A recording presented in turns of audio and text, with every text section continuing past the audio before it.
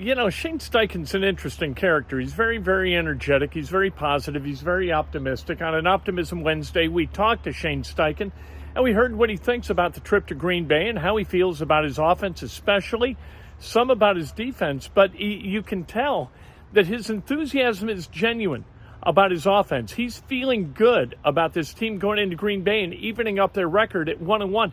We'll see if it comes to pass, but here's Shane Steichen. I think, you guys heard me say this, like in life, adversity happens. It's how you fight through that adversity, get back from it. Have it happen to him again in the second year. Just keep fighting, man. There's going to be light at the end of the tunnel once things all said and done. But just keep, the right spirits, right attitude, right mindset to get through this, challenging time and come back stronger. Will DeForest Buckner practice today? He will not. Shane, what stands out to you about Green Bay? I know new defensive coordinator. Yeah, I think the edge rushers, Smith and Gary, are really good players. Quay Walker's a really good player inside, very active, runs around, makes a lot of plays. Alexander, the corner, is a good player. McKinney's a good player. Bowler, the draft pick from Georgia. So you can see they fly around. They play a lot with a lot of effort and energy. So it would be a hell of a challenge. Obviously, they're home opener going to Green Bay, but one we're looking forward to for sure. And then offensively, running back's a really good player, as we know, with Jacobs, and they got speed on the outside with Watson and Dobbs and Reed. So it'll be good, though. I know our guys are fired up to go into Lambeau for sure. What's the outlook on Downs and Matt Gay for today? Downs will practice in a limited role, and Matt will be good to go. Yeah. What do you know about just Matt LaFleur? I don't know if your paths have crossed a whole lot, but just with him going through, he doesn't know the quarterback's going to be this week, just his ability to kind of navigate that as a coach. Well, if you look at what he's done in Green Bay, his history, he's had a lot of success. Obviously, going from Rodgers, who's a hell of a player, and then Love had a ton of success, last year at the end of the year, and obviously, week one. I think he does a really good job of adapting to his players. So whoever's out there, whether Love plays or Malik plays, we just got to be ready for either one. Does Matt get a chance that? Yeah. Okay. Yeah. You talked about Love, but there's pretty chance they're all probably shorthanded. What is your message though to your team as you get ready for week 2, going in that situation? Well, I think the biggest thing is win the football game. That's number one. That's goal number one, is win the football game. But I think we got to handle the noise, in Lambeau offensively, be all over that. And then week in and week out, right? It's a limited explosive plays. We got to create explosive plays, and then we got to go in there and play smart, tough football, and go compete our tails off is the message. Shane, about the explosives, you obviously there was a lot of attention on Anthony's first touchdown to Alec Pierce last week, understandably. What's the challenge for both you and players to continue to be explosive when everyone in the world now knows that you have that capability? Yeah, I think you got to take your shots when they're there, going forward, depending on how teams are playing you defensively, whether they're in a deeper shell, being smart with that. If you got them, take them. If not, you got to be able to check the football down and keep the ball rolling. So I think week in and week out, schematically, we got to, be able to adjust on the sidelines on how they're playing those things. Shane, with JuJu out, what kind of opportunity does that present for the rest of the room, particularly when it comes to Dallas Flowers? Yeah, no doubt. I think in this league, it's next man up. And I got a full faith and confidence in every single person in that room, and Dallas and signing Sam Womack and those guys. I think, they got a great opportunity in front of them. And I got full faith and belief in those guys for sure. Sam's not really like what Gus normally looks for on the outside. Do you guys think he can play out there if needed? Yeah, I think he can play. He's played a lot of football, obviously, in San Francisco, and I think he's got, he's a savvy veteran guy that, has seen, a good amount of football. So I think he can play wherever we need him to play. Is using Kenny outside of consideration at all? Or would you rather? Well, I said consideration. Everything's alive. Does it add more to Kenny's plate though, maybe because he's the? Yeah, no, but I think Kenny's a veteran guy that's been around it a long time. You know what I mean? He's played a lot of football, so wherever that goes, yeah. Shane, I know we talked about it a lot this offseason. Ultimately, why didn't you guys make any DB moves, free agent-wise, throughout the offseason? Well, I think when you look at it, we felt good about the room. We did. We got young guys, right, obviously, and we have full faith and confidence in those guys, and they got to go play. You know what I mean? Those young guys got to go play in this league, and that's how you develop as a player. So that's where we're at with it. Was there concern over JuJu's injury history? No, I mean, shoot, he came back from it, and unfortunately, he got hurt again. So that was just a tough break. You can't predict injuries. Just part of football. Obviously, had a lot of opportunities for big plays on Sunday. When you went back to the wide receivers, Our guys obviously, I thought they did a good job of really getting open. Obviously, you saw the Alec one, you saw AD get open on a few, so a lot of winners on those guys on the outside, which is obviously huge for us going forward. If you're able to get Josh Downs back whenever he does come back, how does he kind of help add to that room? Maybe he's a guy who can get completion percentage up and maybe stabilize a little bit. Yeah, no, obviously he does a great job in our intermediate concepts, and obviously he's hit some big ones like he did last year, but he's a hell of a football player. So hopefully he's good to go this week, and he'll definitely help us move forward for sure. You took the ball to start the game. How much of that is a week decision, and how much of that is just you? A little bit of it's feel, to be honest. I felt good about taking it to start. We'll see. I'll make that decision here at the end of the week probably what we want to do. Shane, I know we talked about this a little on Monday, but Anthony in general, what do you hope to see from him this week compared to what you saw from him this past week? I think just keep taking the next step, right? You create these explosive plays, and then obviously had a couple misses. Like let's freaking hit those ones this week and get him rolling. But I thought he did shoot a lot of really good things last week. I mean, obviously it was a good start coming back from his injury.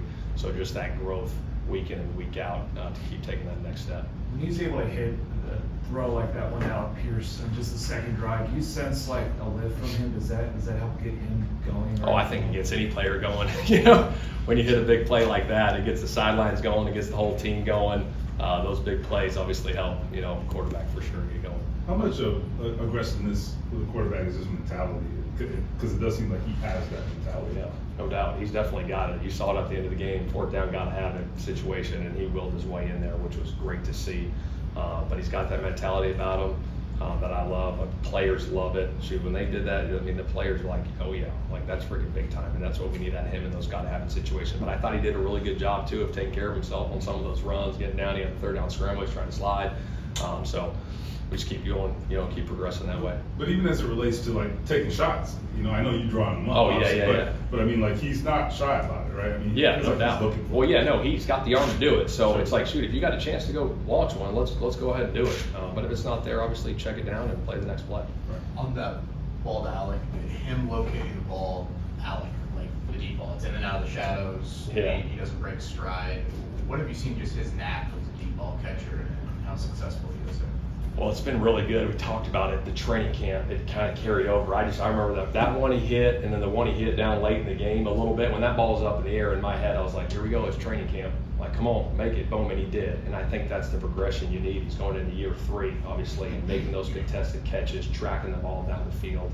He's definitely growing in that area for sure. We need to continue that. When you have, obviously you guys didn't hit the ones to AD, but when you have AD open on a couple of those deep balls, and then Alec catches a couple of them, how much does that help you guys from the standpoint of the opposing team can't focus on one of them?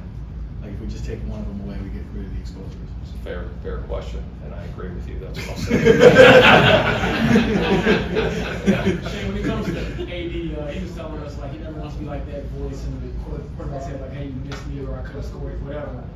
What have you seen from him from a maturity standpoint and how he's just handled some of these things? I think it's huge. You know what I mean? Obviously, he knows it's going to come around. Like this game, it'll come around. You know what I mean? You keep working, keep grinding. Like who knows whose week it's going to be this week? You know what I mean? You just keep going through the process, and week in and week out, it could be a different receiver. It could be a tight end. It could be JT's day. I mean, you never know. But he's got a great mindset about himself early on as a rookie, and he's got to continue that growth for sure. Alec talked in camp about wanting to make an impact on days where maybe he didn't get those deep balls. Like if the ball didn't come to him, 30, 40 yards downfield.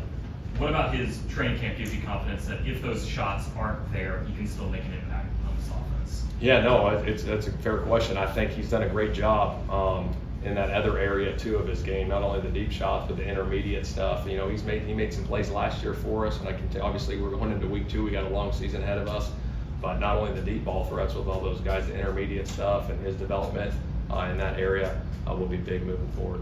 Shane, Alec Pierce told us that E.J. Montgomery actually told him, hey, you're going to score this week. He said it on the sideline. I believe it was Michael Pittman that told Doolin, hey, you're going to get a touchdown in this one. How much are you seeing those guys within the room hype each other up? They're not calling their own shots. They're calling teammate shots. Yeah, no, I think it's great. That camaraderie, that's a tight-knit group in there, in that receiver room. And to have that stuff come to fruition with those guys talking and out, and Doolin getting his shot and Alec getting his shot and those guys loving it for those guys and being excited. It's just pretty fun to see. A couple more. Rush defense is going to be a big focus for you guys, and obviously with the backup quarterback, you're likely to hand the ball to Josh a lot.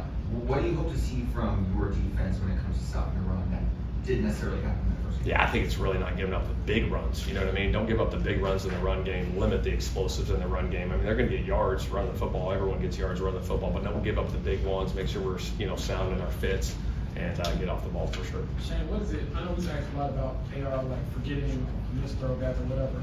How quick does he forget like the great ones too? Because I see him like rage out after he scores, and it's like he mellows out super quick. I'll tell you what, he is phenomenal on the sideline.